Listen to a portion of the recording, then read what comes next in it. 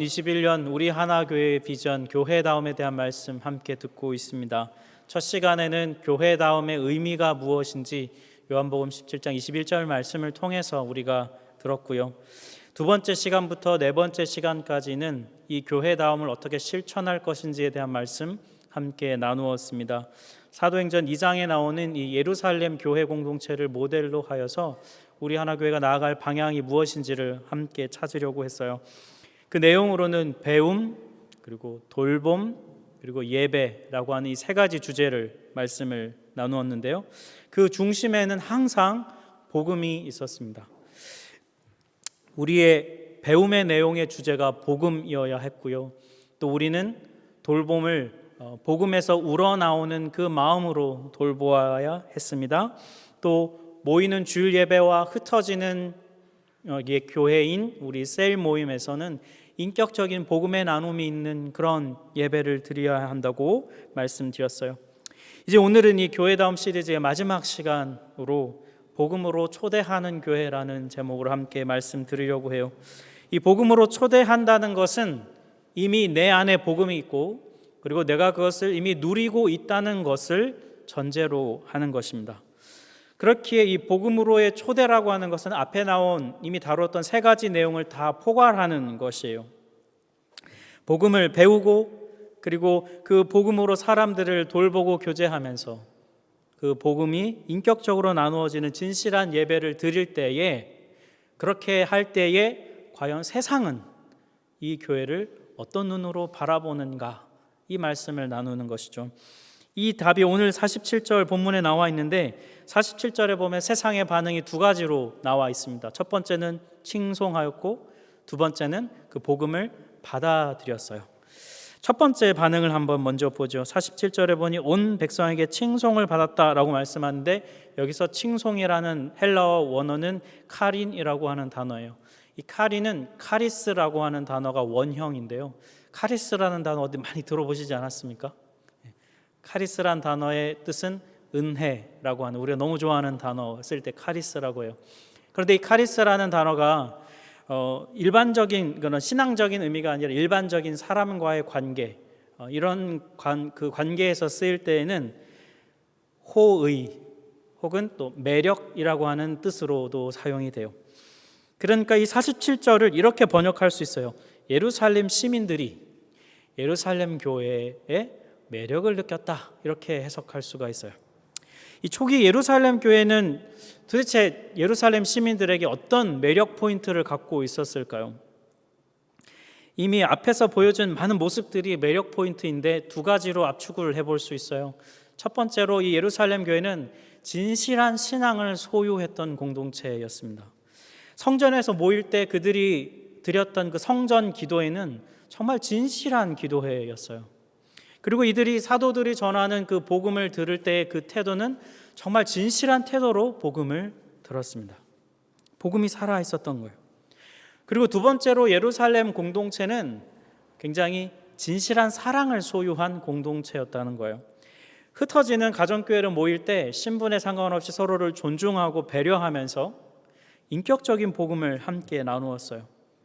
또 게다가 서로의 필요가 보일 때는 그 필요를 채워주기 위해서 기꺼이 자기 것을 내어놓는 그런 사랑을 그들이 실천했어요. 포커스는 그냥 자신의 돈을 내놓았다, 여러분, 이게 포커스가 아니라 진짜 이들이 그렇게 했던 이유는 지금 저 사람의 삶이 무너져 가고 있는데 그 무너지는 삶을 무너지지 않도록 함께 지켜주기 위해서 재물을 나눈 것이죠. 그게 더 중요한 핵심인 거예요.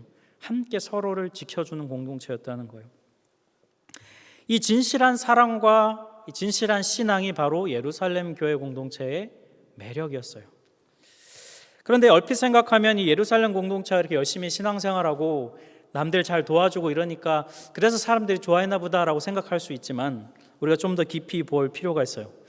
이 당시에 정기적으로 기도하고 그리고 정기적으로 금식도 하고 그리고 자기의 재물을 기꺼이 나누어서 사람들을 구제했던 사람들이 있습니다. 누구일까요? 바로 바리새인들이었습니다. 복음서에 등장하는 이 바리새인은 우리가 예수님께 하도 부정적인 피드백을 많이 이들이 들어가지고 우리가 바리새인 하면 좀 부정적인 이미지가 우리 안에 있지만 당시의 대중들에게는 굉장한 지지와 존경을 받는 그룹이 바로 이 바리새인 그룹이었어요. 사두개인들도 있었는데요. 이들은 제사장 그룹으로 자신들의 가진 이 종교적 지위를 권력으로 사용했던 소수 특권 계층이에요. 이들은 사람들이 별로 좋아하진 않았지만 바리새인들은 그렇지 않았어요. 이들은 굉장히 민중 친화적인 그룹이었고, 사람들이 당시에 바리새인을 떠올렸을 때 가장 처음 떠오르는 그들에 대한 이미지는 경건이었습니다. 기도하고 금식하고 구제를 늘 꾸준하게 했었기 때문에 사람들에게 존경을 받았다는 거예요. 왜 갑자기 바리새인을 언급을 설교 중에 하냐면요, 이 말씀을 드리고 싶은 거예요. 지금 예루살렘 공동체가 보여주었던 그 모습들, 진실한 신앙과 진실한 사랑은 이전에는 전혀 없다가 갑자기 혜성같이 나타난 새로운 그런 것이 아니었다는 것입니다. 신선하고 충격적인 게 아니었어요. 이미 바리새인들에게 있었던 어떤 모습이었다는 것입니다. 그러면 대체 왜 예루살렘 시민들은 이 예루살렘 교회 공동체의 매력을 느꼈을까요? 그것은 바로 이 예루살렘 공동체가 가진 내면적 영성과 관련이 있어요. 이 겉보기에 예루살렘 공동체는 바리새인들이 이미 했던 행동을 좀 더 모르겠습니다. 조직적으로 했는지는 모르겠어요. 하지만 그들의 내면이 바리새인들과 달랐던 거예요. 어떻게 달랐을까? 마태복음 6장 2절을 보면 예수님이 이렇게 말씀하시죠. 구제할 때에 외식하는 자가 사람에게서 영광을 받으려고 회당과 거리에서 하는 것 같이 너희 앞에 나팔을 불지 말아라. 또 다음 그 후반부 5절을 가면 또 너희는 기도할 때에 외식하는 자와 같이 하지 말라. 그들은 사람에게 보이려고 회당과 큰 거리 어귀에 서서 기도하기를 좋아하느니라. 내가 진실로 이르노니 그들은 자기 상을 이미 받았느니라. 예수님이 이 두 구절에서 사람들에게 보이기 위해서 기도하고 구제했던 이 바리새인들을 겨냥하셔서 비판하시죠. 그러니까 바리새인들은 실제로 기도와 구제, 금식에 열심이었지만 그들의 마음에는 사람들의 인정을 즐기고 사람들의 존경에 목말라 있었다고 예수님은 그들의 그 속마음을 지금 꿰뚫어서 보고 말씀하시는 것이죠. 올바른 동기가 아니라는 것입니다. 반면에 예루살렘 공동체는 바리새인들과 어떻게 달랐을까요? 우리가 이미 보았던 45절, 46절 말씀을 보면 또 재산과 소유를 팔아 각 사람의 필요를 따라 나눠주며 날마다 마음을 같이 해서 성전에 모이기를 힘쓰고 집에서 떡을 떼며 이걸 어떻게 했냐면 기쁨과 순전한 마음으로 했어요. 이들에게는 기쁨과 순전한 마음이 있었습니다. 바로 이 점이 다른 것이죠. 이들은 보여주기 위해서 성전에 모여 기도한 것이 아니었어요. 이들은 보여주기 위함이 아니라 정확하게 말하면 그냥 그렇게 보여졌던 겁니다. 이들이 억지로 그걸 만들어낸 게 아니라 그냥 자기 안에 있는 것이 그냥 겉으로 드러난 것이죠. 이것이 차이점이에요. 왜 그랬을까요?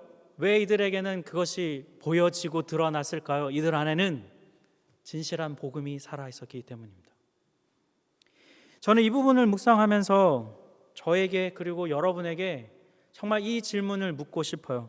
우리 안에는 이것이 있습니까? 우리 안에는 복음으로 인한 기쁨이 있고 복음으로 인한 순전한 마음이 있습니까? 이 자리에 예배로 모이고자 할 때 여러분 그 기쁨이 있습니까? 여러분 누군가 위로와 격려가 필요한 사람들이 있잖아요. 그들을 돕고 위로하려고 할 때 우리의 마음에 기쁨이 있냐는 것입니다. 의무감과 책임감으로 우리가 그런 일들을 감당한다면 우리의 그것은 바리새인과 같은지도 몰라요. 사람들이 잘한다, 감사하다 막 칭찬하면 그 말을 통해 인정받고자 하는 욕구 때문에 그런 일들을 했던 바리새인과 같은 마음으로 우리가 하고 있는지도 모른다는 것이에요. 내가 열심히 했는데 인정해주지 않으면 서운해하고 그리고 심지어는 미워하기까지 하는 그런 마음은 복음에서 나온 마음이 아니죠. 여러분 많은 교회들이 이 주변 기관이나 이런 센터들과 연관해서 사람들을 돕는 일들을 합니다. 구제도 하고 기부도 하고 막 해요. 그런데 교회만 그런 일을 하는 것은 아니죠. 다른 종교단체들도 그런 일을 해요. 사회, 국가기관도 그런 일을 합니다. 그러면 여러분, 교회는 무엇이 달라야 할까요? 기쁨과 순전한 마음이 있어야 합니다. 세상이 호감을 갖고 그래야 매력을 느껴요. 이 사람들은 뭐지? 왜 뭔가 좀 다른 것 같지? 라고 하는 그 뉘앙스를 교회는 줄 수 있어요. 바로 예루살렘 공동체가 그러했던 것이죠. 이 기쁨과 순전한 마음은 어디에서 올까요? 복음에서 옵니다. 여러분, 이거는 우리가 만들어낼 수 있는 것이 아닙니다. 이것은 우리의 것이 아니라 이것은 복음에서 와요. 의지로 되는 것이 아닙니다. 내 안에 있는 복음이 우리에게 기쁨을 주고 순전한 마음을 주고 내 것을 기꺼이 나누고자 하는 마음은 복음에서 와야 해요. 여러분 한번 생각해 보셨으면 좋겠어요. 여러분 최근에 뭐 때문에 기쁘셨습니까? 여러분 최근에 여러분을 기쁘게 한 일이 뭐가 있었나요? 요즘 같은 때는 기쁘다고 말하기가 참 그런 감정을 느끼기가 쉽지는 않은 것 같아요. 막 여러분 막 기대된다, 막 신난다 이런 느낌 최근에 한번 가져보신 적 있습니까? 저는 잘 없는 것 같아요. 어쩌면 여러분 우리가 그동안 누렸던 기쁨이나 이런 것들이 영원하지 않은 것에서 우리가 찾았구나라는 것을 더 인정해야 하는 그런 시기를 살고 있는지도 모르겠어요. 감정적인 고통의 시간을 보내고 있어요. 고된 노동과 또 육체의 곤함과 삶에 짊어지고 있는 무게와 자녀 양육에 대한 고민, 염려들과 진로에 대한 고민과 그리고 가정 경제에 대한 압박으로 인해서 우리의 정서적인 상태나 마음은 집단적인 어떤 고통 가운데 다들 있는 것 같아요. 또 그런 상황은 쉽게 변화될 것처럼 보이지 않습니다. 이런 집단적인 상실감, 우울감의 시간을 보내는 이 와중에 오늘 본문은 우리에게 무엇을 말하고 있냐면 그럼에도 불구하고 복음이 주는 기쁨이 있다고 말씀하고 있어요. 내 안에 있는 복음으로 인하여서 매력을 느낄 수 있다라고 말하고 있어요. 여러분 느끼지 못해도 여러분이 인지하지 못하고 있는지 몰라도 이미 복음은 여러분 안에 있어요. 예수가 구원자이시다, 예수는 그리스도이십니다라고 고백하는 고백이 내 안에 있는 한 복음은 우리 안에 살아 있습니다. 여러분 이것을 붙들어야 해요. 그리고 이 복음이 나를 다스릴 수 있도록 나를 내어드려야 합니다. 어려움과 환난 앞에서도 상황을 압도해버리는 이 복음의 기쁨이 나를 주장할 수 있도록 내 마음을 열어드려야 돼요. 엊그제 금요일에 온라인으로 하는 유럽 코스타가 진행이 되었고 첫날 제가 이혜영 선교사님이라는 분의 메시지를 들었습니다. 아마 참여해서 들으신 분들도 있을 거예요. 이 화면으로만 뵈서 제가 몰랐는데 본인이 고백하시기를 키가 134cm밖에 되지 않는 그런 작은 체구를 가진 분이었어요. 키가 작은 이유가 무엇이었냐면 자기가 태어난 지 3일 만에 첫째가 딸이라는 이유로 아버지가 술김에 그 3살 태어난 지 3일밖에 안 된 아이를 땅바닥에 집어 던져가지고 평생을 척추장애를 안고 살아가게 된 분이었어요. 시간이 지나 청소년 시기가 됐을 때 아버지는 결국 3일 비관하고 자살하셨고 또 어머니는 정신질환에 걸려가지고 정상적인 생활을 하기가 어려운 상황에서 14살의 나이에 밑에 4명의 동생을 돌보기 위해 가사 도우미 생활을 하기도 했다고 해요. 정말 여기까지만 들으면 여러분 인생이 어떠했을지 짐작이 가시죠. 네. 정말 만만하지 않은 삶을 비극과도 같은, 여러분 사는 것 자체가 비극이었지 않겠습니까? 근데 이분이 직업훈련원에 들어가서 편물 기술을 배우고 1985년에 세계 장애인 기능 대회에 나가서 편물 그 부분 세계 1위를 해서 상을 받기도 하는 그런 일들을 했다고 해요.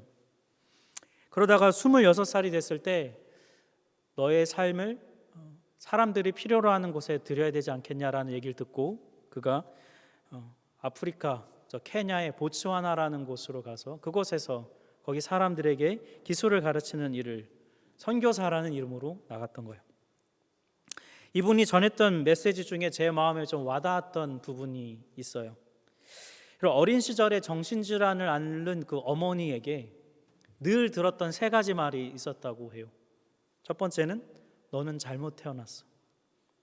그리고 두 번째는 다 너 때문이야. 넌 잘못 태어났고 다 너 때문이니 세 번째는 뭐겠습니까? 나가서 죽어라. 이 세 가지 얘기를 그 초등학교 때 한두 번이 아니라 늘 어머니한테 듣고 자랐다는 거예요. 그런데 아프리카에 갔더니 거기에 있는 현지 아이들이 갑자기 거기에 있던 현지 아이들이 이런 선교사님한테 이 메시지를 주었는데 계속 해줬던 말인데, 여러분 화면에 보이시는 말이 첫 번째 말, You are so beautiful. 넌 너무 아름답다. 근데 이게 그냥 예의상 해주거나 그냥 한 번 한 얘기 아니라 이 말을 아이들에게 아주 여러 번 많이 들었다는 거예요.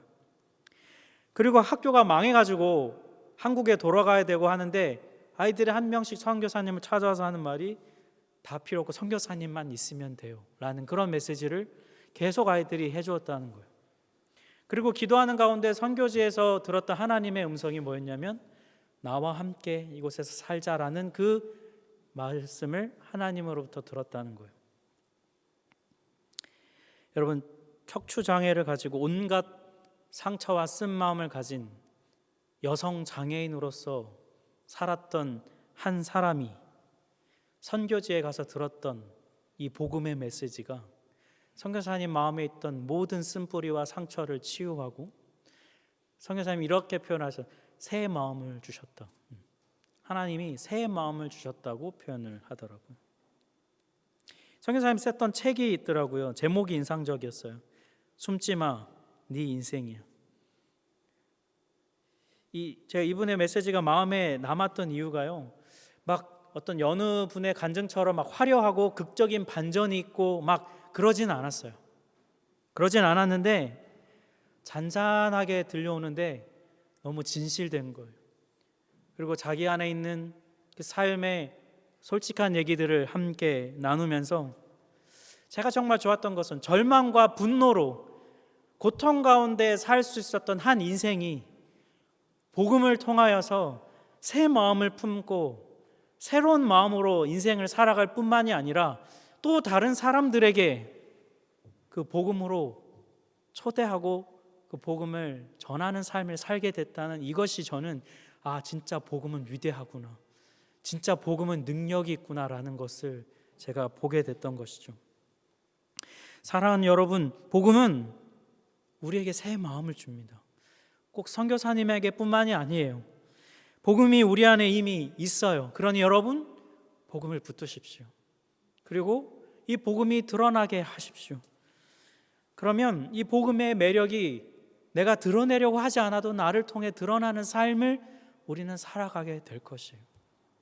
우리 하나교회 성도님들이 그런 성도님들이 되기를 축복합니다. 여러분, 이 매력에 사람들이 보인 두 번째 반응이 있는데요, 그것은 바로 그들도 그 복음을 받아들였다는 것입니다. 47절 후반부를 보니 주께서 구원받는 사람을 날마다 더하게 하시니라고 말씀해요. 여기서 더하게 하시니라라는 구절의 원어를 보면 수동태로 되어 있습니다. 그러니까 영어로 보면 who were being saved, 그리고 독일어로 보면 독일어는 발음이 안 좋은데 die gerettet würden. 그러니까 무엇을 얘기하려는 거냐면요, 왜 수동태로 표현을 했냐면 구원의 주도권이 누구에게 있다? 오직 주님에게 있다는 것을 말씀하려는 것이죠. 예루살렘 공동체가 분명히 세상 보기에 매력적인 공동체였어요.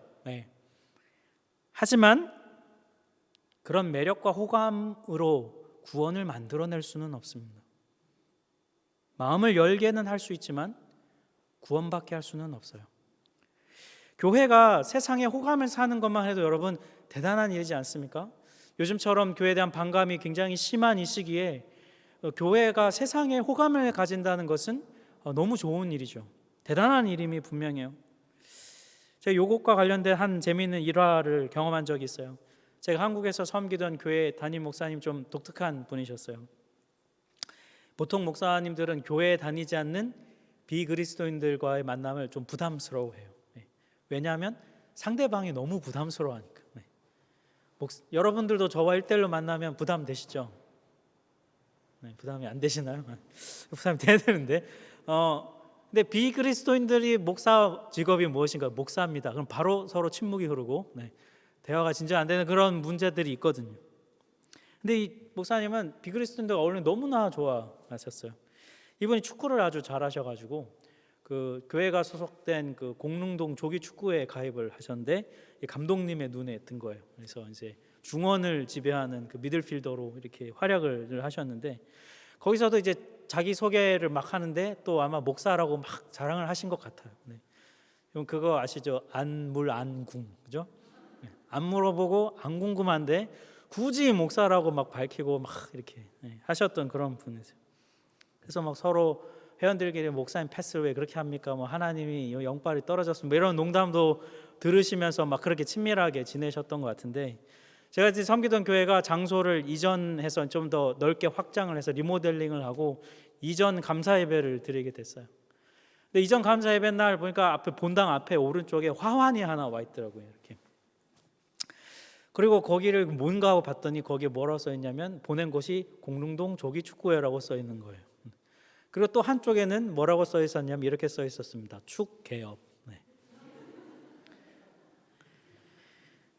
그러니까 이제 이분이 아마 막 초대를 하셨겠죠. 우리 교회 새로 오픈했으니까 와 축하 좀 해줘라. 그래서 아마 거기 또 회원들끼리는 서로 개업도 하고 이러면 축하해주고 하니까 아마 그 회비로 화환을 감독님이 보내셨고 또 실제로 감독님이 오셨어요. 축하해 주려고. 그래서 광고 시간에 앞에 나와서 뭐 개업을 축하합니다 뭐 이러면서 멘트도 하시고 하셨어요. 그때 그 목사님의 기쁨의 얼굴을 저는 아직도 잊지 못해요. 이 대한민국 목사 중에 이전 감사 예배를 드리는데 조기 축구에서 화환 받은 목사는 나밖에 없다. 막 이러면서 막 엄청 막 자랑을 하셨어요. 근데 참 아쉬운 건 뭐냐면 그 조기 축구의 감독님을 그 다음 주부터는 다시는 볼 수 없었다는 것이죠. 대단한 일이면 분명합니다.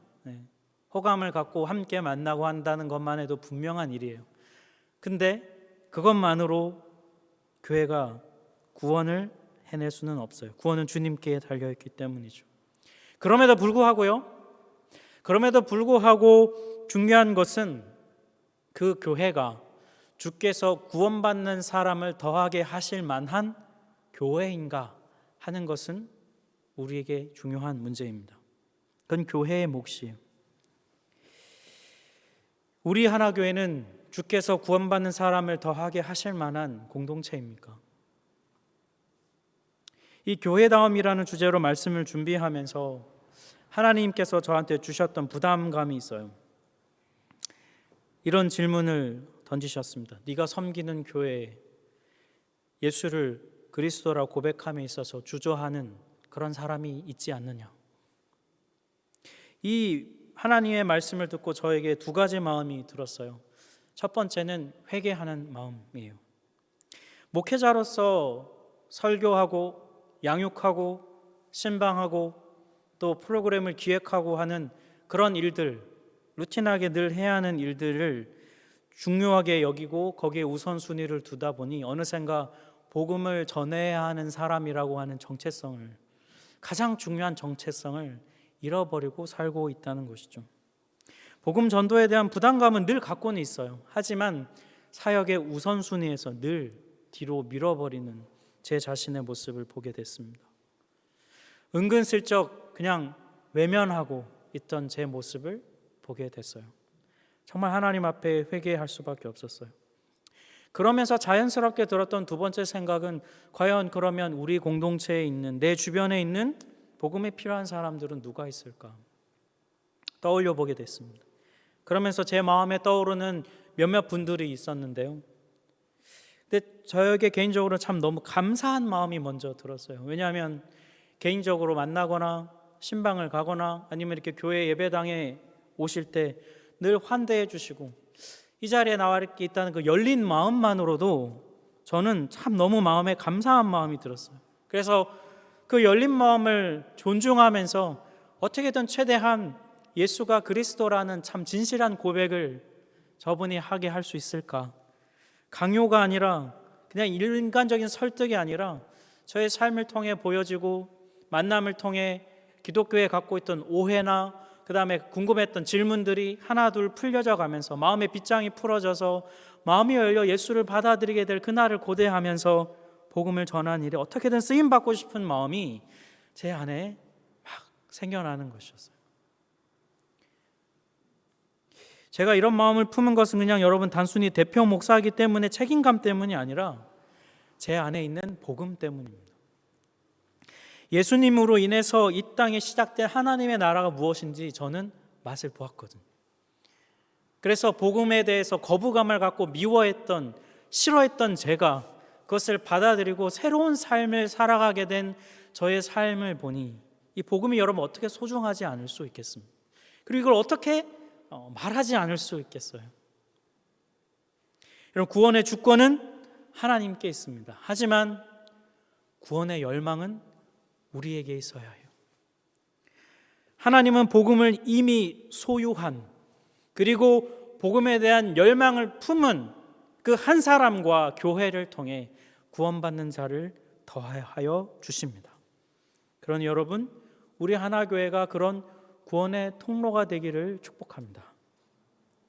코로나 팬데믹의 이 한 복판에서 하나님은 우리 하나교회를 세우셨어요. 하나님의 섭리와 계획이 분명히 있을 것입니다.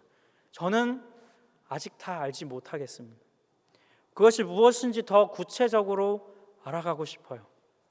그리고 그것을 저 혼자가 아니라 이 자리에 있는 여러분 성도님들과 함께 그것을 맛보고 누리고 나누고 싶어요.